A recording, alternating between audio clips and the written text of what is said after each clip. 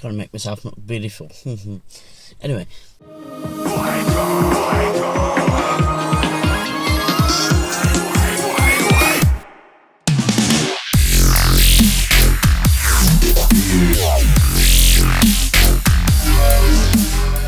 What up, YouTube?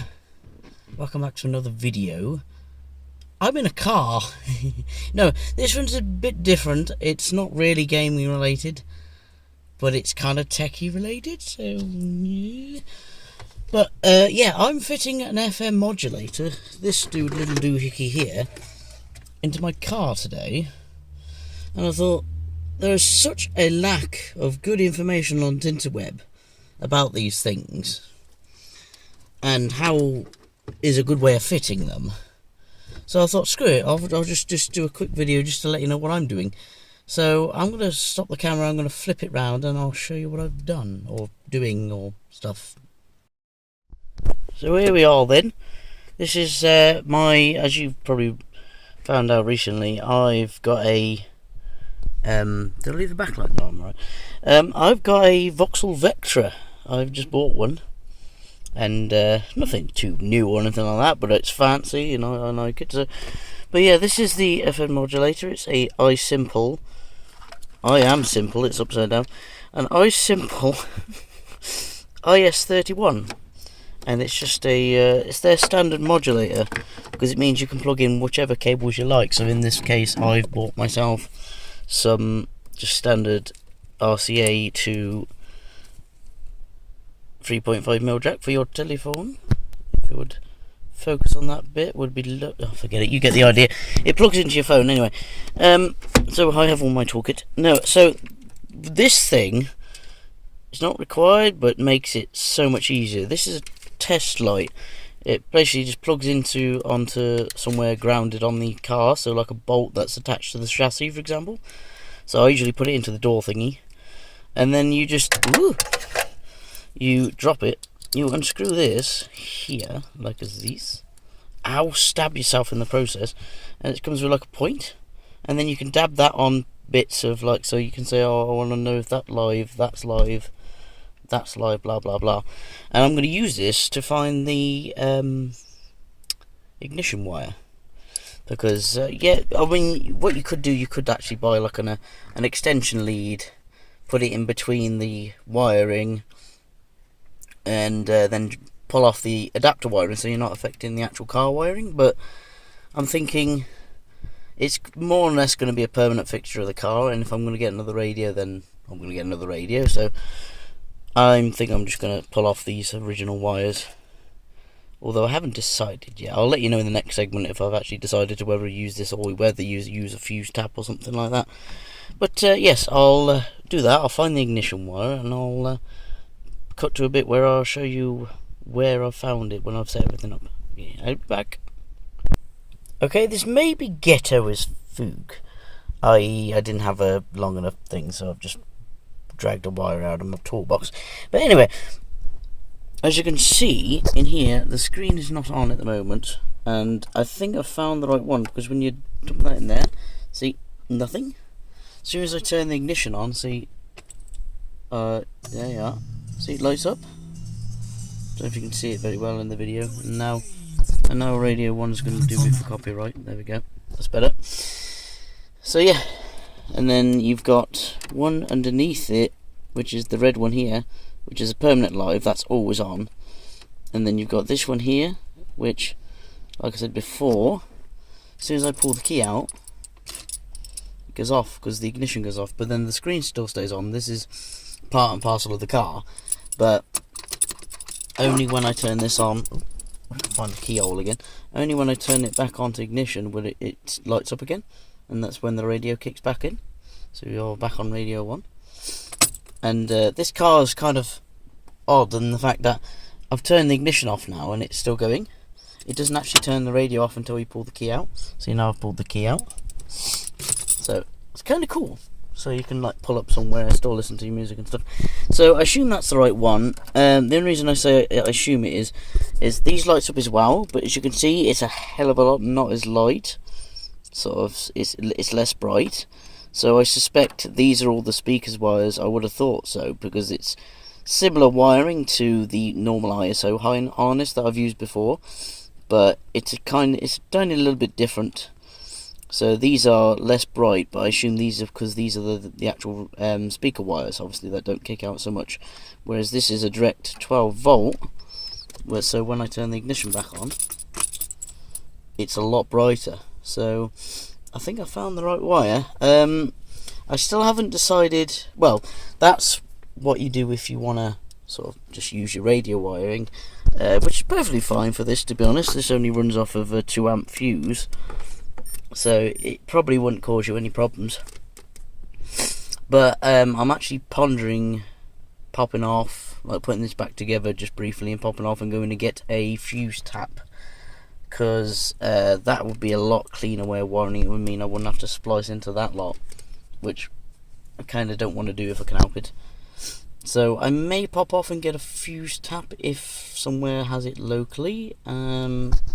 So yeah, I'll be back once I've let you know what I've done. Okay, we're back. I'm going to quickly get this video out of the way, because the last time my food overheated. This is marvellous, isn't it?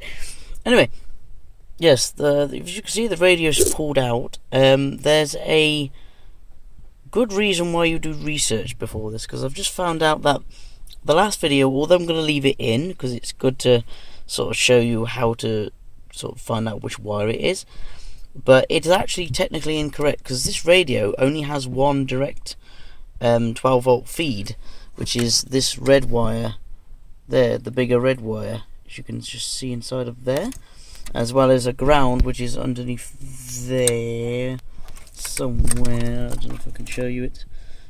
It's not the yellow wire, but the wire behind the yellow wire. See the little brown one there, just in between the red and the yellow wire? That's the ground. So come on, focus. It's overheating again. No. Okay, yeah, back from overheating. Might do it again, just so you know. Right, so basically what I'm going to do is I'm going to splice into that wire for the live, and also the dual ground wires for these two wires on here, wherever they are. So the red and the black and the red. But normally you wouldn't want to do this, but because this modulator has an on and off switch, wherever I can find the damn thing, there it is. There's an on and off switch.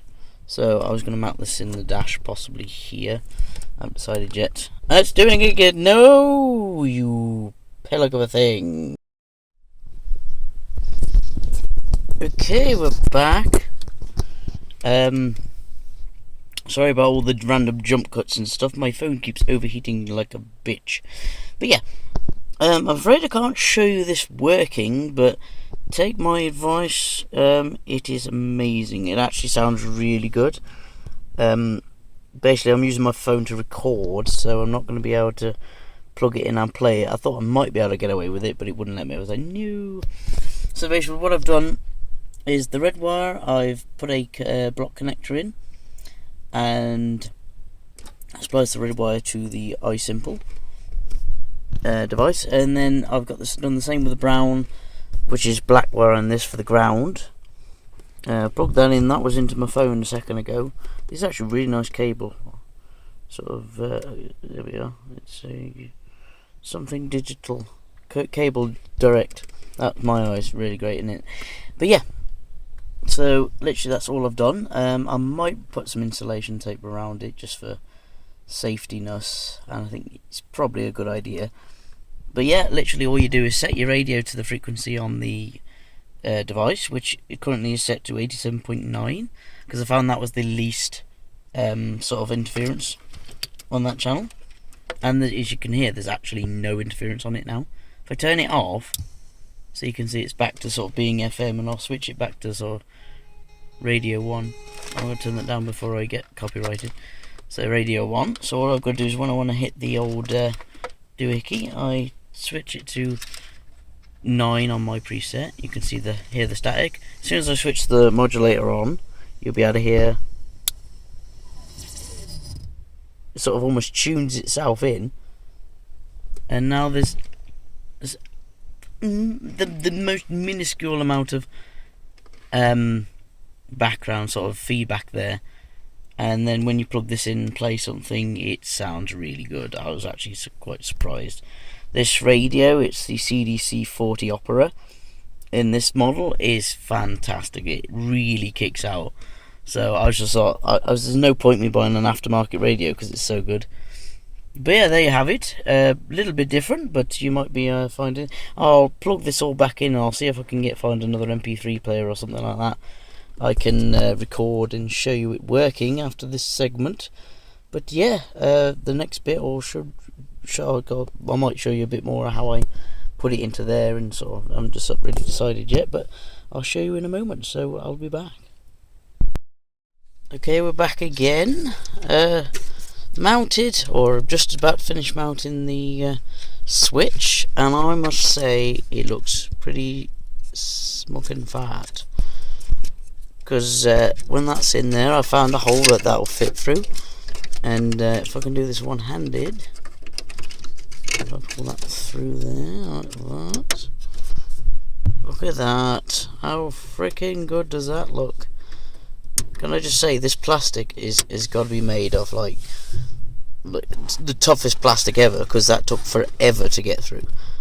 Because I only had the certain size drill bit, so I thought, oh, well, I'll file the rest, and filing's literally taken about half an hour. So good damn it, but it does look freaking good, and I managed to get that pretty much smack on. So that's I'm pretty happy about that. So I'll come back again once I've decided where I'm going to mount or put this and stuff, and then I'll be back. Right, we're back. Pretty much all sorted now, all finished.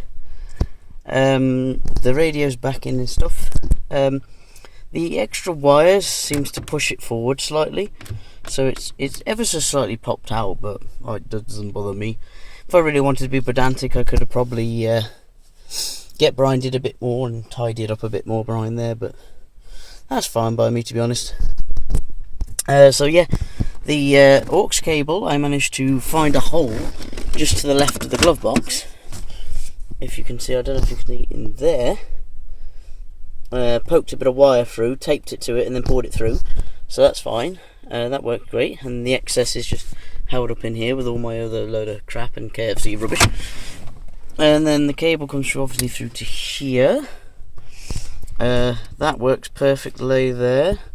I'm not sure, I'm still unsure whether it's going to, I doubt it, to be honest. It's got such a big battery on this thing, I doubt it's going to drain the battery if I forget to switch it off, but it uses less, it's got a 2 amp fuse, for goodness sake. I don't think it's going to affect it too much, but I'm going to get into the habit of switching it off anyway, just to make sure. So yeah, I'm going to see if I can sort out an alternative means of recording, or some way of playing music so I can show you, and that's my phone saying the battery's low.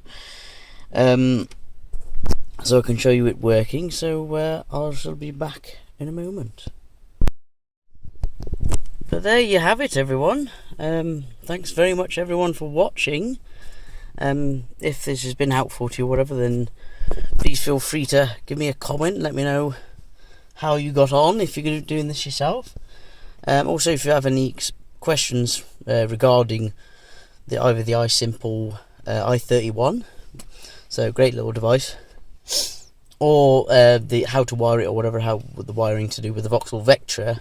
This is a 2005, so, or if you're in America it's the Opel Vectra, then give me a shout down below, and I'll move on to the next segment, which is me showing off the device and playing us into the intro. So the outro.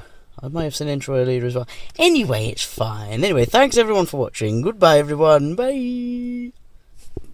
Bye. Right here then, I have alternate recording methods. So let's fire her up and see what she sounds like, shall we? So I just put it onto the accessory setting. So at the moment you can hear a tiny bit of feedback, and it's now switched off. So if I turn it on, tunes itself in. I love that. I don't know why. It's very random, I know. So I'm just going to plug my phone in one-handed. It's amazing. And then you can see messages. There we go. If I load up the music app, and we won't have that because that's copyrighted. Go. Where's it gone? I'll probably cut this out because I'm so much of a professional person that I can't. There we go. So let's load up a bit of Infinite, or some. I want to go all songs. Or some royalty-free artists. You should go check them out. So let's load it up and see what it sounds like. So as you can see, it's just going through the lead, which goes around there. I showed you before, and then that's just tuned to radio 87.9 on the FM. So it's pity. It'd be kind of not cool if I could actually have that set up so it says modulator or something like that. But you know, I've got it set to a preset of 9. So as you can hear, it sounds freaking good. I was quite pleasantly surprised. I honestly thought this was going to be shit, but I thought, well, I wanted aux anyway. So yeah, I'm gonna let this play me into the outro, even though it's the wrong outro music, but let's go. We are infinite.